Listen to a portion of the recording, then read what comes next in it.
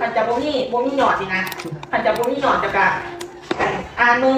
อ่านแบบนี้มึงบอกอ่านแล้วนี่ เทคสอนคือ สอนไม่มีไหม คนก็ตุ๊กตาอู้ เพื่อนก็สอนหายเนี่ยแล้วก็หามนอนเสีย เขาจะมาอ่านเลยใช่นี่กี่บ้าคนผู้กี้คนจะทายก่อนกันดีไหม โม เขาจะตุ๊กตาจะมาโอ้ยตุ๊กตาพอบอกให้เราว่าจะต่างกันไหมคอยเรียนในจับน้ำเราตุ๊กตาหัวหน้าหัวหวานคนแบบ มึงจะไม่ใช่ส่วนกินส่วนนี้นะ เจ๊ชวนกินให้ตายกินขึ้นมากิน ช่วงนี้ข่อยมาบ่ทันนะเดี๋ยวสิว่าสุฟัง จะกลับมาแล้วค่อยเอาไปซื้อเอา มาแล้วค่อยไปซื้อเอาเพราะว่าวันนี้ข่อยกลับมาเวียดซา เจ๊อยู่ซีพี อะไร เนี่ กัน ย นึง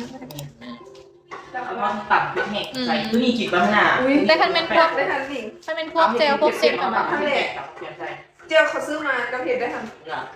เจ้าอยู่บ้านไหนบอกพิกัดบ้านบ่ได้ แม่น บอกพิกัดบ้านบ่ได้ เจียวเขา คอมเมนต์หลังไมค์ เจียว เด้ กับ อ อันนั้นเส้นแบบรัดนึง เข้าใจเด้อเมื่อกี้นี่ทั้งคือเขาจะแจกของขวัญให้ดิ้งดิ้งดิ้งดิ้งโอ้หัวบ่ได้ ปี พี่ เนาะจริงไว้เออจะเป็นการดีแบบนั้นหลังต้องบุญให้มันซีดีๆเคยบอกน้ำใช่ไหมมันตกเป็นแรงในวันนี้มันเถียงคอยไปเศร้าเลยนะว่าเดี๋ยวจะติดชีสก่อนจะหยุดจ้ะก็เลย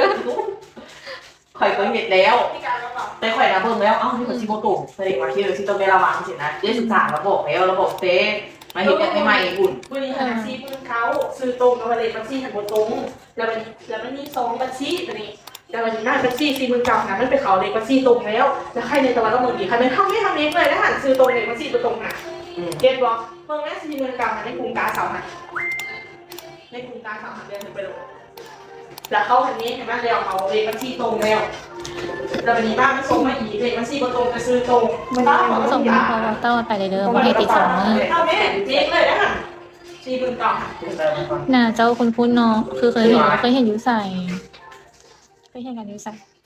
1 มือผ่านไปยังเหลืออีกตลอดชีวิต เอาเข้าหมายว่าซื้อมันเอาซื้อมาตั้งเป็นซื้อเดียวกับธนาคารนี่ก็ แม่แ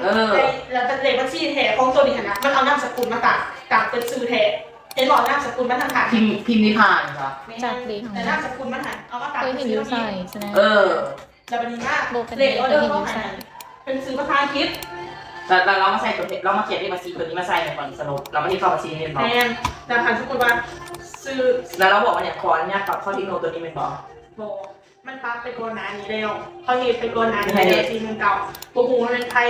แต่ว่าเขาเอาส่งมาให้เห็นก่อนนานี้แล้วแต่วันนี้มากแต่วันนี้มากเรามาคนมึงตะวันดินไหมเกือบไปละตาตื่นเลยอะวะ เป็นอย่างนั้นแหละเขาหา ความหมายนะความหมายมันหลักนะมันปั๊บเขาเลขบัญชี ที่หนึ่งเนาะคืองานเฮด แล้ว เข้า กับบัญชีมัน ที่เขาแจ้งไว้เด็ก เลขบัญชีมันคนละ เคยเห็นอยู่ใส่บ่ง แต่ซื้อเดียวกัน ย้อนนี้มันเค ตัวย เห็น กลัวแต่ แล้ว จีเทโบเทน้องไว้ตลอดท้ายให้ต้องเข้าไปน้องตลอดเลย ที่สอง ห้ามเดี่ยวโดนจับเอาห้ามเดี่ยวใส่ลา แล้วมันเอาตัวนี้มาให้เราเฮ็ดนี่มันเขาอยู่ตัวนี้แล้ว เคยเห็นกันห้ามเดี่ยว นี่มันเขาตัวนี้แล้ว บุกไปไปห้ามเดี่ยวนะสิเคยเห็นกันตั้งหลายปี เก็บบอกแต่เป็นเข้าขนาดซื้อตรงเลขบัญชีบ่ตรงเข้ากับปั๊มให้เลยบอกแต่อันนี้เล่าขนาดใครในตัวเราไปปวด แล้วเอานี้ที่สอง เจียวประเด็นเจียวบักเผ็ด ชื่อไว้ในเจ้า ขันเป็นเข้าตัวเอขนาดมึงรู้เข้าสิเอจะบอกแต่นามสกุลมันนี่นะมันเอานามสกุลมันมาตัดเป็นสื่อเป็นบอกเป็นอันนี้ขนาดเล่ ถ้าไม่เท้าหันซื้อตรงประเทศเลย ซื้อลงมาเห็นเลยพอแล้วตุ๊กตา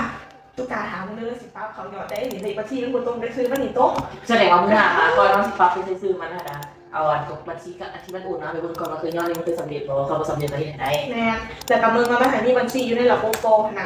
แต่พี่มาเขาเป็นยากเลยก็ตุ๊กตาแล้วสิ่งนี้เขาจะได้แล้วก็บอกว่าได้การสำเร็จแล้วเอ้าแต่ตัวเลขบัญชีมันยังเบิดอันหนึ่งอยู่แต่พี่มาแล้วก็มาตอบไปอีกว่ารายการถูกปรับเข้ายอดเลขบัญชีที่ถูกต้องแล้วนะคะยังนี่แหละแล้วบอกเขาขนาดแล้วพี่มาบอกว่าว้าวตุ๊กตาใครเป็นเท่านี้ เรียบร้อยบัญชีเลยจะอีกอย่างบัญชีมันเจ้าใช่ป่ะ